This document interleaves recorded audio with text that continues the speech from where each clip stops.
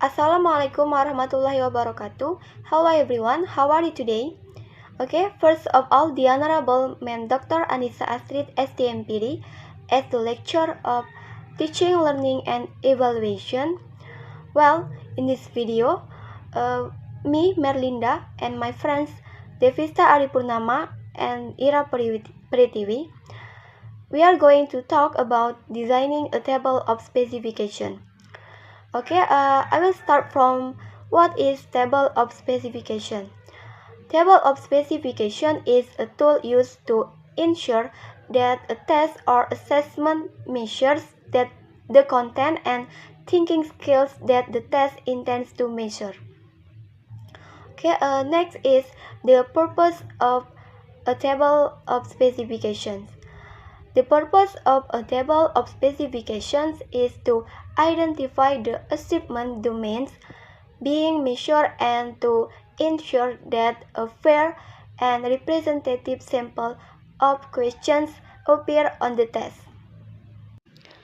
Okay, next is designing a table of specifications.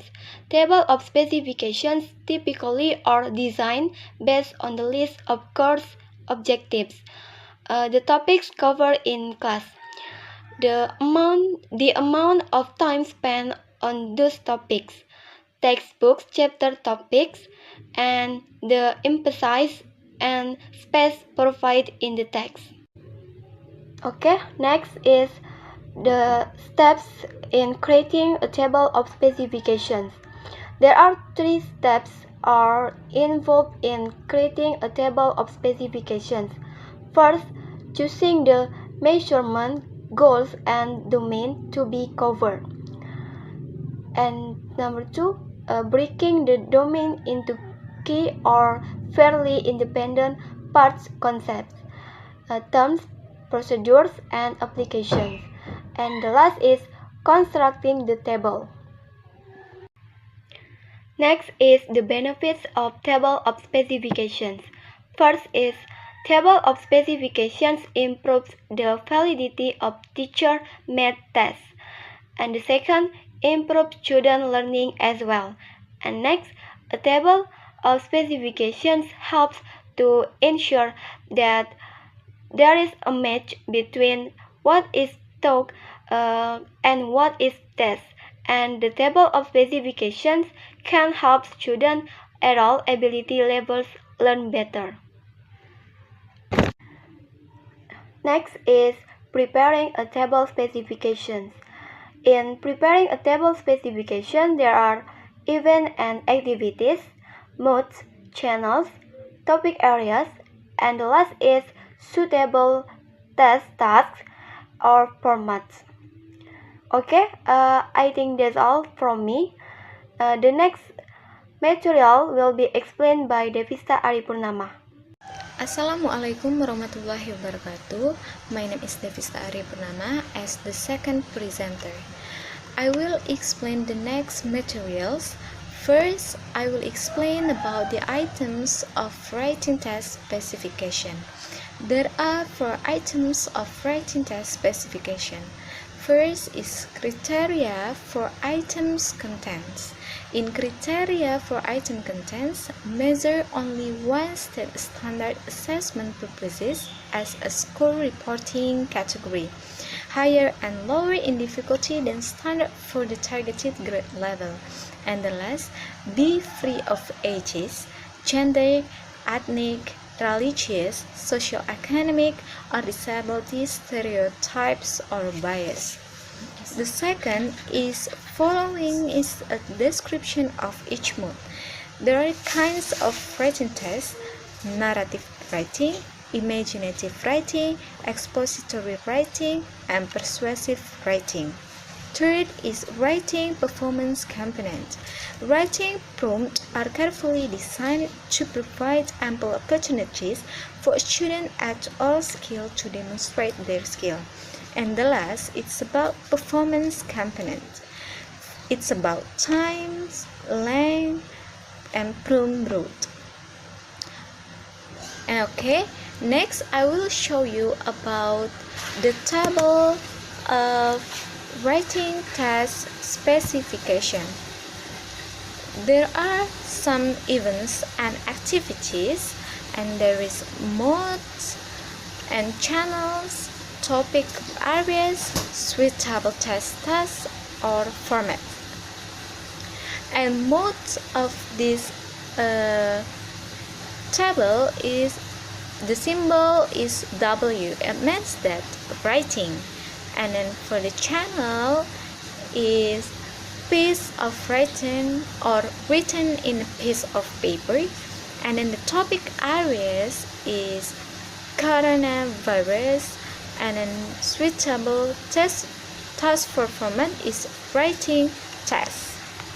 First, we talk about the ideas and content. In ideas and content, so student must a clear and easily identifiable purpose and main ideas. And the second, relevant supporting details such as example. Yes, of course, because supporting details is explained about the main ideas. The third, explanation, description, reason, logical argument, facts, enacted, and etc. And the last is about content and details that show an awareness of audience and purpose.